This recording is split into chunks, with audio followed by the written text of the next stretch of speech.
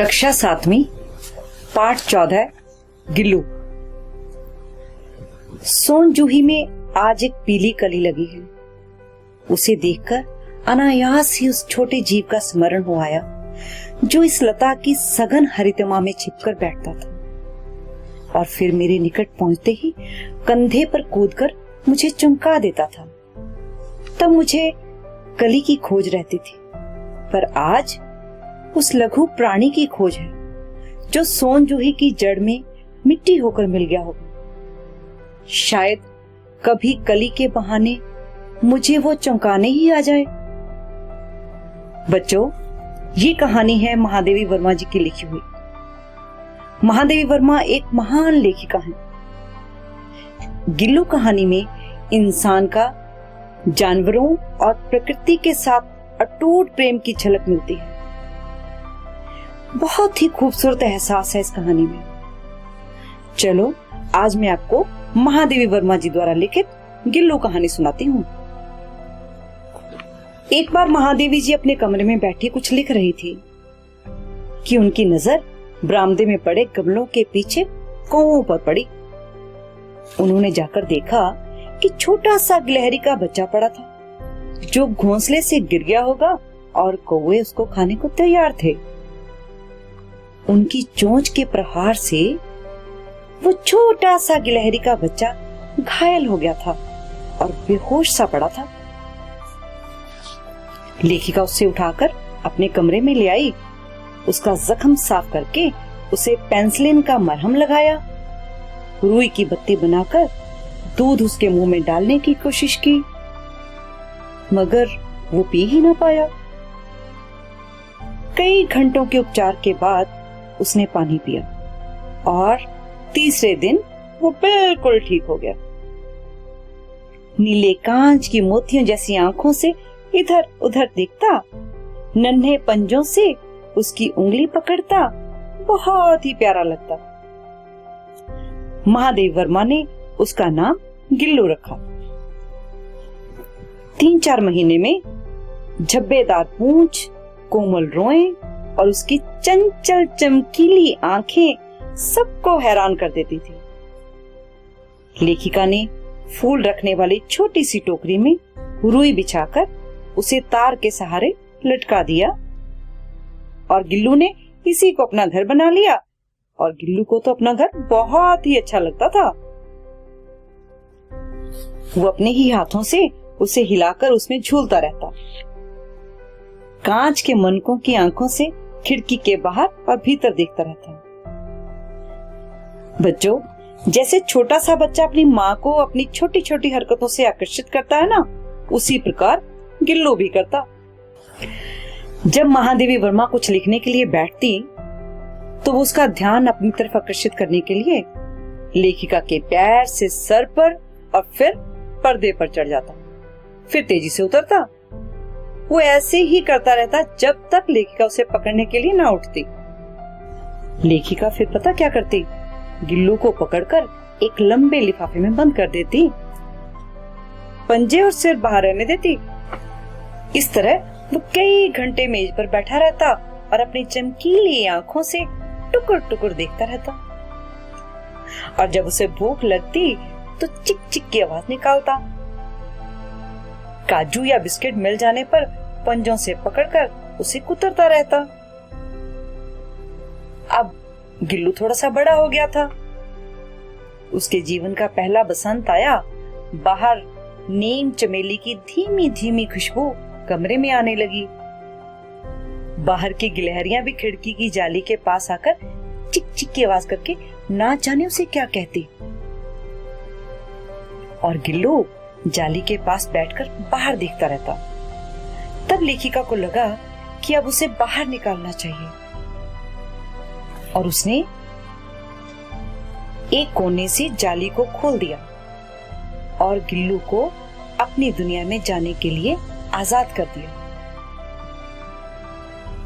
लेकिन उसी शाम जब महादेवी वर्मा कॉलेज से घर लौटी तो क्या देखती हैं कि गिल्लू कमरे में था और लेखिका को देखकर खुश हो गया और फिर वैसे ही रोज की तरह इधर उधर दौड़ लगाने लगा।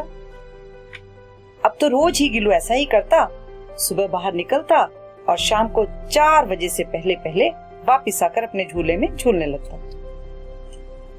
और कभी कभी तो महादेवी जी को चौंकाने के लिए कभी पर्दे के चुनट में छिप जाता, कभी फूलदान के फूलों में और कभी सोन जूही की पत्तियों में छिप जाता।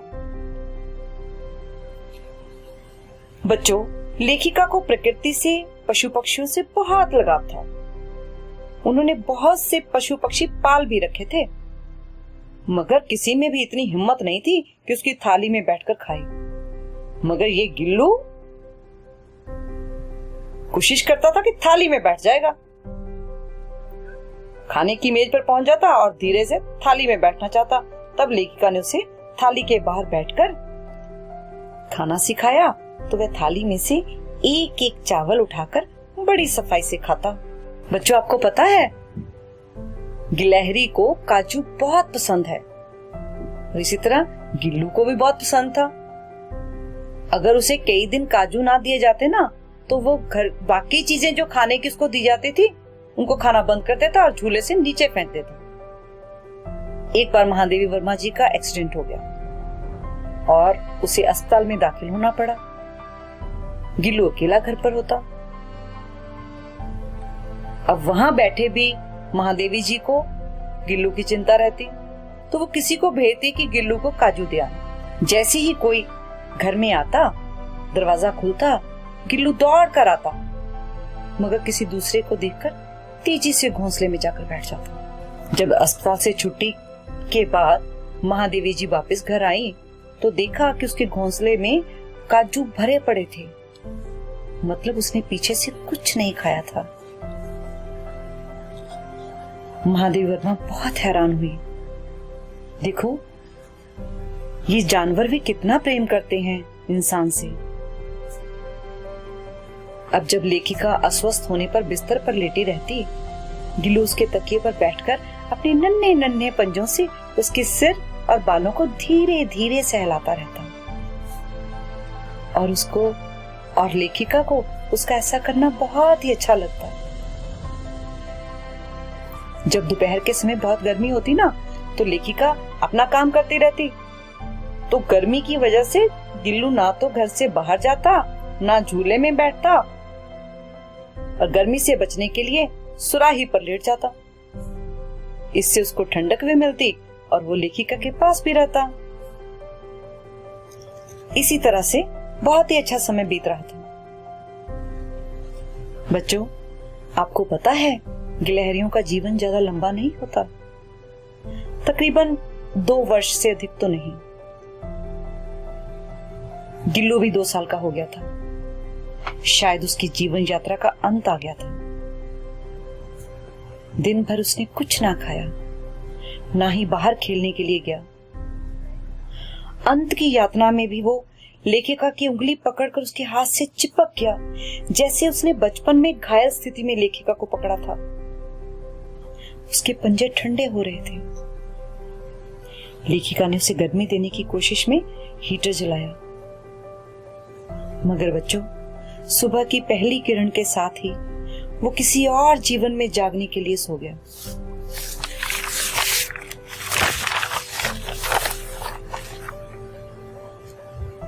उसका झूला उतार कर रख दिया गया और खिड़की की जाली भी बंद कर दी गई, लेकिन जाली के उस पार सोन जूही की बेल पर गिलहरियों की नई पीढ़ी अभी भी चिक चिक करती रहती है। सोन जूही पर बसंत आता ही रहता है। उसी सोन जूही की बेल के नीचे गिल्लू को समाधि दी गई। वो इसलिए क्योंकि गिल्लू को सोन जूही की लता बहुत ही पसंद थी और लेखिका को हमेशा ये विश्वास संतोष देता था कि शायद कभी गिल्लू सोन जूही के बेल पर पीले सुंदर छोटे से फूल में खिलेगा, फिर से उसकी दुनिया को रंगीन बना देगा। तो बच्चों, कैसी लगी आपको ये कहानी?